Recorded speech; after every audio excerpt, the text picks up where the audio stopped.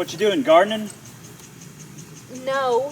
Look at this. I had to replant almost all these stinking hostas. Something's been digging them up. And look, there's a bunch of little holes over here. They've been digging all through this. I noticed that the other day. He's been digging here and digging there. That's an armadillo.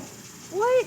Yeah, they get in there because we water this area, and so that ground's moist, and he's digging in there trying to get grubs and beetles and bugs, and that's what he feeds on, because all this ground is hard. You know, I mean, so he digs around in these, well, he's digging around out there in the grass too that we water, and he's just looking for those grubs, but and he won't digging quit. in my flower beds. How do we get rid of him? I can trap him. I mean, he's been digging over here too. I mean, I can try to set a trap or something for him. I mean, they'll wander around, so there's no telling where they're going to be living. Well, there's a hole. Where? Right there underneath the kayak shed. See, that's brand new. See? This is what I'm talking about. He's I know, he set up a hole right here. He set up a home underneath the kayak shed, real close here to the flower bed. He could be. Could be in there. But I guarantee you what he did, he went underneath, come over here and look. I can see this little spot right here. Guarantee you he come up underneath there, and that's where he got up underneath the shed. And then look, my goodness. come in here. I bet it's, oh yeah, see, it's a big hole. See? Look at that hole. Oh my goodness. See it right there? Oh. Yeah. Huge. Yeah, that is huge. Oh my goodness. So you think he's in there? Yeah. You want me to try to trap him? Can we? Yeah, I can trap him. Yeah. I can set a trap. I want to get rid of that thing. He's been all in my flower beds. Well, now he's living in the kayak shed, so... Oh, well, I definitely want him out of here. Yeah, we want him out of here. Let me go get the traps. Okay. Let me go get them. Is that the trap you're going to use? Yep. Okay. So what this is a cage trap. So it's a live trap. And so armadillos, it's a little bit, you know, they're a little bit more difficult than than any other animal to trap. And so like the last time we were trapping raccoons, we were using a dog-proof trap where the raccoon would reach in there to get the bait. Once they would get the bait, it would catch their hand and it would hold them there. Well, armadillos, you know, they have the armor-plated back, the 9-banded armadillo, and so he's got that covering him. Plus, you know, his feet are really like long claws, and so he's not going to step into anything. You couldn't catch him in a jaw trap, or you couldn't catch him effectively in a snare or a dog-proof trap. So you got to use a live trap, and this is one of my favorite types of live traps. So what this does is you can set it. You pick up these rings like this. You open up the door, and then it has a trigger right here. See the trigger? This is the trigger. So you set it just like this right here. It goes down, it sets against that trigger, and it holds it there. And so now the trap's open. So then what he does, he comes walking in, and he steps on this trip pan. If I had a stick, I could show you. Here we go, here's a stick. So he walks in through here, he steps on this trip pan. When he steps on the trip pan, there we go. And then these rings, when the door shuts, fall down and he can't get out. The one neat thing about this type of live trap here is if you were going to take the animal and you were going to release it somewhere, you've got a handle here. And of course, if it's a raccoon or something like that, you've got a guard here that protects your hand. Of course, I would always wear gloves. But anyway, if you're going to take the animal to release it somewhere, all you have to do is just turn this over, and you turn it all the way over, rings fall down, door opens, animal can get out. So that's what I like about this live trap. So again, you know, you're not going to catch an armadillo in a jaw trap or a snare or a dog-proof trap. You know, there's many ways to catch raccoons and coyotes and different animals like that, but very few ways to catch an armadillo. So I'm going to show you a couple sets here that we're going to use to try to catch this armadillo to keep him from getting in your flower bed, okay? Thank you. You're welcome. Yes. And so I'm going to take this in there and we'll make a couple of sets. I'll show you. Hopefully we'll have that dude in the morning. So here we go.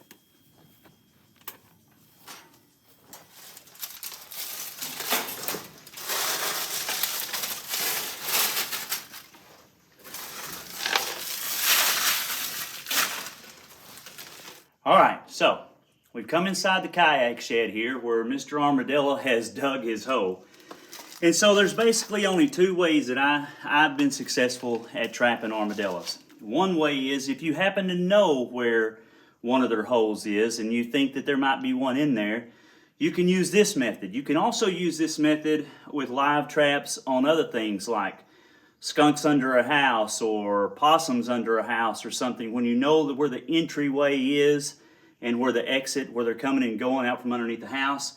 Here we know that Mr. Armadillo has dug him a hole right here by Yalanda's flower bed, close to it. So what I've done is I've set this live trap, and the only way the armadillo can come out is to go into this live trap. And so you use natural material. I mean, I just used scrap is all I did. Now I've set this live trap, and when I showed you the trigger a while ago, this trigger is what I call set pretty stiff. So I've got it kind of up there pretty high on this bar. So when he hits that trip pan, he's going to have to go in, and it'll take some weight. It's not going to set off very easy because he's going to make some movement getting up here on this board. Now, the position of where this was at, I was able to block this side, block this side right here in front, and then what I'll do is I'll put a board to this side of it, like this, and I'll put a piece of block right up against it like that. Because the armadillo, when he comes out of here, he's not going to, and I'll probably put another board right there. So, basically, he sees daylight through here, or if he comes out at night, whatever, he's going to come through this way right here. Now, so he's totally blocked in. He's not going to spend a whole lot of time trying to claw out or do something like that because he sees the exit right here, okay? And even though that this is his only way option is to come out and get into this trap, I still try to make it as natural as possible. So I use some of the leaves and some of the dirt he dug up, put some leaves down on the wire in there, and I put some dirt on top of the leaves because he's got to commit to coming all the way to the back of that trap to step on that trip pan and have the door shut. So this is one way. This is one method that I've used, and like I said, it can be used for multiple species, but right now we're going to try to catch an armadillo. So only one way in, and then he's caught. Let me show you another way. Let's step outside here. All right, so we're going to come to the outside of the kayak shed here again. So the trap that we just set is right on the inside of here. And of course I put this board up, blocking the armadillo if he comes out of that hole from coming this way and trying to dig out. So that blocks him in there. And then so what I've done here is I have set another live trap, a little bit bigger live trap than the one that we have in there, same style with the rings and everything. And I had to put a couple bricks towards the back to level up the trap because that's pretty important. You know, you want your trap level. And then I took some material that was from in there because, again, you want to make it as natural as possible. So I took a bunch of the leaves that were in there, and then I took a bunch of the dirt and sprinkled over the leaves that he had dug. And then there was a drop off here about 3 inches, and so I put some leaves there and I put this dirt here. And so here's the idea when it comes to trapping an armadillo. And here's the thing.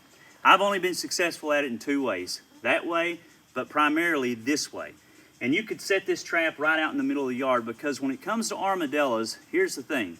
They don't have great eyesight. I mean, I've snuck up right behind these dudes before, and they're pretty funny because they'll jump about 3 foot off the ground or 4 foot when you scare them, so that's usually a lot of fun.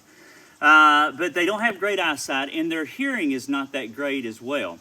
But they have a very keen sense of smell. And so that's what you see. I mean, that's why you see them hit so many times on the road. They're just wandering around aimlessly, no particular direction, right? They're just wandering around. They're looking for food. And so they do that with their nose. They're smelling, and they're trying to find that fertile soil that has the grubs. That's one of their favorite foods is grubs, beetles, bugs, ants. I mean, anything like that because they have a long snout and they have that long tongue that goes out because their teeth are kind of like peg teeth. They don't have like canines or anything. So that's the kind of stuff they eat. So with the idea of that, I've been real successful at setting traps like this and using a 1x12, and that's what this board is, a 1x12. And really the longer the better. I think this one's 12 foot long, but I've even used another one and made it 24 foot long if I was setting this trap out in the middle of the yard. And you could actually make it into a V. So right now we know the armadillo is using this area. He's been digging in Yalanda's flower bed. He's been digging here in the yard. He's got a hole in here, so I've got that trap set, and hopefully I'll catch him coming out of his den hole if he's not in there. And because here's what they'll do. They'll dig holes here and there and they kind of use them as motel rooms. When they, whenever they're in the area, they've got a place to stay, right? So he may or may not be in there, but he's going to come back to this area. And so what he'll do, he'll come through here, and here's what the old armadillo will do. You really ain't got to worry about him knocking this over if you've got it pretty firm, and I do have this firm with these blocks, and I ain't got to worry about him digging under it, because what he'll do, he'll come through here and he's sniffing around. Remember, he can't see real good, and he comes up against this wall and he just follows it right on down, sniffing the ground, and then he'll go right in here to this trap. And because he's just thinking it's going to follow it right against the wall, wham, I've caught him. And again, if you just had an armadillo digging in your yard and you just really didn't have a good place to set it against a wall and use one board, you can do this right in the middle of your yard. And what you would do, you'd just take the trap, you'd make sure it's on a level foundation, and you would set it there, and you would just put wings, just like this, just like a V. And then the armadillo would come through, and no matter which side he was on, it would just funnel him right into this trap. So that's the idea. Hopefully we'll catch him tonight, within a night or two, because again, sometimes they just kind of wander here and there, but here he'll end up coming back. But these are the two ways that I've been successful at catching armadillos, and I don't know, possum on a half shell, maybe armadillo for supper. I've heard of people eating armadillo before. I don't know. We may have to try that. I don't know. But anyway, we'll come back in the morning and see if we catch this dude, all right?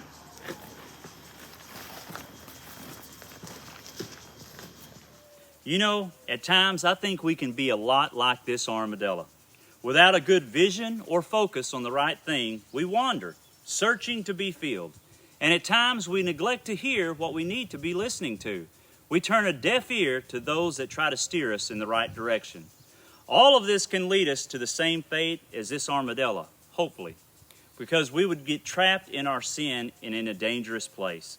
Instead, we should follow the words in Hebrews 12 that says, "Let us lay aside every weight and the sin which doth so easily beset us, and let us run with patience the race that is set before us, looking unto Jesus, the author and finisher of our faith."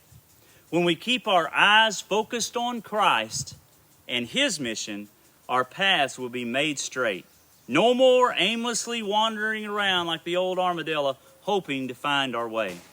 Jesus said in John 14:6, "I am the way, the truth, and the life." Do you believe that? It's time to focus our eyes on Christ. And the best way to do that is to spend time in His Word, the Bible. Let's listen to His truth and focus on it and then follow it. Now, I've got to get back to catching some of these armadillos. I don't think I want my wife finding her flower bed dug up again. I'll see you next time in the great outdoors. Armadillos are cool though, because like when they have babies, they usually have like 4 quadruplets, and they're either all boys or all girls. Isn't that cool? I do not need to know anything about armadillos except for you catch it and we get rid of it. That's it.